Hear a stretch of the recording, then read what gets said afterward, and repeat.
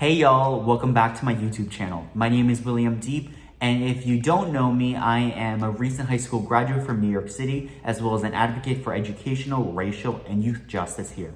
If you haven't seen my previous video where I reacted to my Ivy League decision reaction results, you should go check it out on my YouTube channel.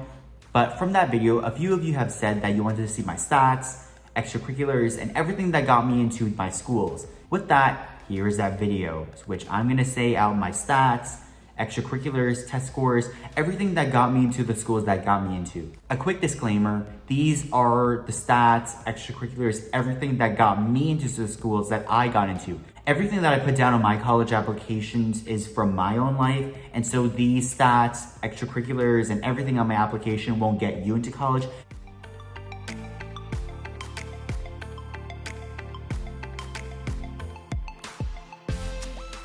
So I just wanted to put that disclaimer out there. But with that being said, here is what I put down on my college application. Before I say my stats and extracurriculars, I quickly want to read out the schools that I did get into, waitlisted at, and rejected from. So the schools that I got into were Columbia University, Brown University, Swarthmore College, Claremont McKenna College, Hamilton College, BOWDOIN College, Colby College, American University, Stony Brook University, and the State University of New York system, and my local schools. The schools that I got waitlisted at were Georgetown University, Yale University, and Williams College. And the schools that I got rejected from were Stanford University, University of Chicago, Harvard University, and Yale and US in Singapore. From that, and if you haven't seen my Instagram, which you should go follow, link in the description, I will be committing to Columbia University this fall, and I am so excited to be attending Columbia this fall. I've met incredible people already. I've seen the incredible classes. I've seen the incredible, beautiful campus, and I'm so excited to be attending Columbia University. But without further ado, here are my stats and extracurriculars. To start off, I want to read out some biographical information. So I am from a neighborhood in Queens, New York. Queens is one of the boroughs in New York City. I graduated from a public specialized high school in New York City, which specializes in Latin and humanities and everything around the classics. I am not a legacy applicant to my colleges. I am not low income, but I'm also not upper class or upper middle class. And I am full Asian American because both of my parents are from Vietnam. So my grades and my classes. My overall grade on the weighted scale, because I actually don't know my unweighted grade because my school only does weighted averages. I got a 97.17 GPA weighted, and I applied as an international baccalaureate diploma candidate, which I did receive the IB diploma this past July. So how classes work in my high school as well as grades in my previous high school were that in my first 2 years of high school, all of my courses were honors courses. We didn't really get to choose the courses that we took, and we didn't get to choose the levels. So every course that we took in the first 2 years of high school were honor level. And so because of that, they weren't weighted. And so in the last 2 years of high school, when I took IB courses, they were weighted. So for my SL standard level courses, they were weighted an additional 5% on my GPA, on my grade. And for my HL higher level courses, they were graded with an additional 10% on that grade. And so in my last 2 years of high school, I took IB HL English, HL History, HL Chemistry, SL Math, SL Biology, and SL Latin. This does mean that I got at least a 90 in all of my classes across high school, except for 2 classes. In my first semester of freshman year for English, I got an 88. And in my first semester of IB HL Chemistry, I got an 87. IB Chemistry killed me. IB Chemistry was literally the hardest class I have ever taken. And at my high school, we don't do class ranking. Time to talk about standardized exams. I only took the SAT because in my area, at least, the ACT wasn't the most common. Like there weren't as many resources or as much information around the ACT. So I did take the SAT 3 times. It was not a fun time. On my SAT, I got a super score of 1500. I got a 710 in English and 790 on math. For my essay, I got a 17 out of 24, which means that I got a 656. I forgot the names of each section, but if you remember the names, please link that up. And like I said, I took the SAT 3 times. The first time I got a 1370, the second time I got 1490, and the third time I got a 1470. And I never took any SAT subject tests or SAT 2s. I did register for 3 in October of 2020, but coronavirus occurred and so I didn't really get to take any. I also might as well show my PSAT score. I got a 1350, which was for the National Merit Scholarship qualifying test. Did not do well at all. So many more classmates got better than me, but colleges do not really see that, so. Let's talk about awards. On the Common App, you can list at most 5 awards, and so I listed all 5 on my Common App. My first award is that I was a selected panelist for the Duapa Africa Group panel, Young Coronavirus Students Takeover, which was an international award because it was an international panel in 11th grade. My second award is that I was the CIE Global Navigator Summer Study Abroad Scholarship, chosen out of 3,000 for South Africa. It was a national award and I got it in 10th grade. My third award is that I was a 2020-2021 The Conversationalist Honoree in Human Rights. It was a national award and I got it in 12th grade. My fourth award is that I was the keynote speaker for the Ode to Self-Liberation Youth Summit. It was a state/regional award because it was a regional youth summit and I got that in 11th grade. And my fifth award is that I got the Columbia University Classics Prize, which was a school award in 10th grade. So extracurriculars. I think that extracurriculars are the most important part of the college application because they really set you apart from being a student and being a person, because you can have a 4.0 GPA, you can take the highest level classes in your school, but if you have extracurriculars, good luck. So on the Common App, you can list at most 10 extracurriculars, and so I did list all 10.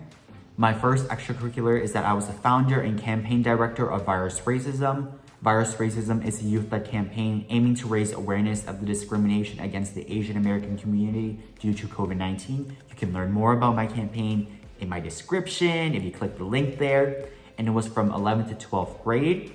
My second extracurricular is that I was the head of conferences in 12th grade and Secretary General in 11th grade of Model UN team from 9th to 12th grade, which was when I participated in it. My third extracurricular was that I was the book author of Words of One, the poetry, prose, and photography from an activist living in New York City, which I did in 12th grade. If you want to read my book, you can buy a copy of it from the link in the description box, if you know what I mean. My fourth extracurricular is that I was the education on screen campaign captain / policy team at Teens Take Charge. Teens Take Charge is a student-led organization fighting for educational equity in the New York City public school system. I participated in Teens Take Charge in 11th and 12th grade. My fifth extracurricular is that I was a co-president in 11th grade and speech captain in 10th and 11th grade of my school's speech and debate team, which I participated in from 9th to 11th grade. I wanted to participate in the second half or the second third of 11th grade and 12th grade, but COVID. My sixth extracurricular is that I was the exec board co-president from 10th to 12th grade and grade center in 10th grade of my school's student senate or student government, which I participated in 10th, 11th, and 12th grade. I technically wasn't the executive board co-president in 10th and 11th grade, but because we didn't have titles back then for when you were on the executive board, I put down that I was a co-president because we all shared powers. My seventh extracurricular is that I was the founder and executive director of Stop the Puff. Stop the Puff was a not-for-profit organization aiming to raise awareness around the dangers of tobacco use and smoking, which I did in 10th and 11th grade. My eighth extracurricular is that I was the Internal Affairs Liaison at the District Office for New York State Assembly Member Brian Barnwell, which I did in 12th grade. My ninth extracurricular is that I was a library aide at my local library in 10th and 11th grade. Again, I wanted to do it towards the third and 11th grade and 12th grade, but COVID. And my 10th extracurricular is that I was an academic peer tutor / teaching assistant at my high school in 10th, 11th, and 12th grade.